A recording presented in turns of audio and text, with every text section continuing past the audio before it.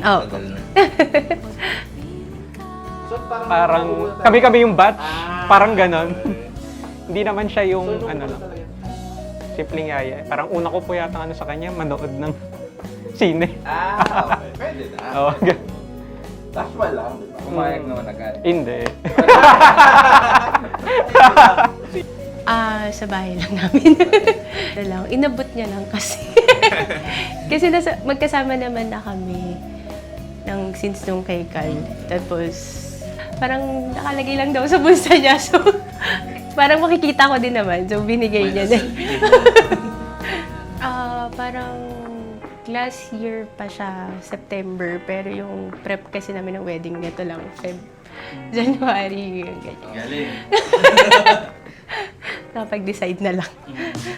Lumang tugtugin ang gusto mo. Adik ako sa iyong pabango. Kahit ano ay bagay sa'yo.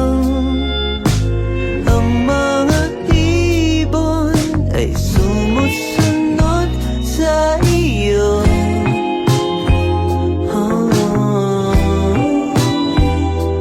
Parang di ka totoo. Kabisado ko na ang tamis ng iyong labi. Kabisado ko na ang oras ng iyong uwi. Di na kailangan pa na ikaw ay magsalita.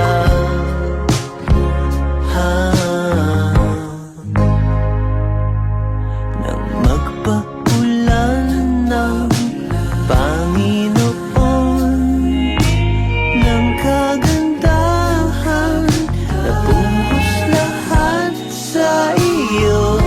Kiss mo daw. Kiss? Ano ba, kikis? Kiss mo siya. Kiss mo si Daniel. Kiss nga daw, ikaw din. Ikaw nagtuturo. Hindi kita maabot eh. Ano ba?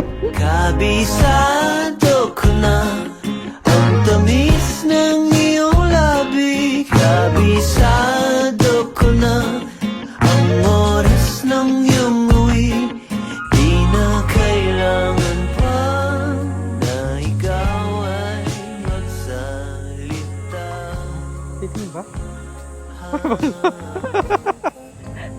My God. Ano? Ano sige? Ikot na ako. Natatawa ka.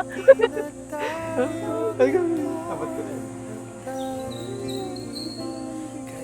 Talaga gawin. Picture lang.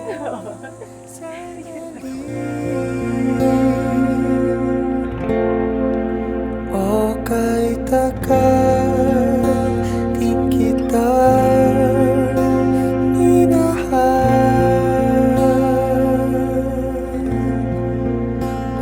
Tayo po ay naggagalak na nasasaksiyan natin si Dan at si Joyce nandito sa harap ng altar.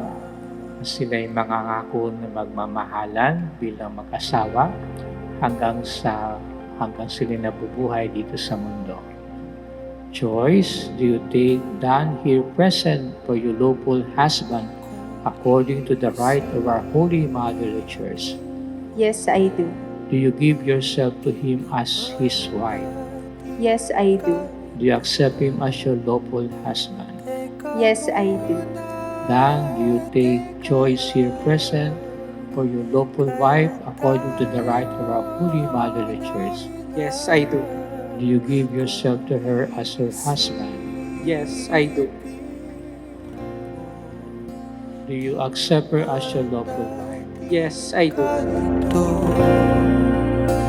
Kay bilis kasi ng buhay, pati tayo natangay.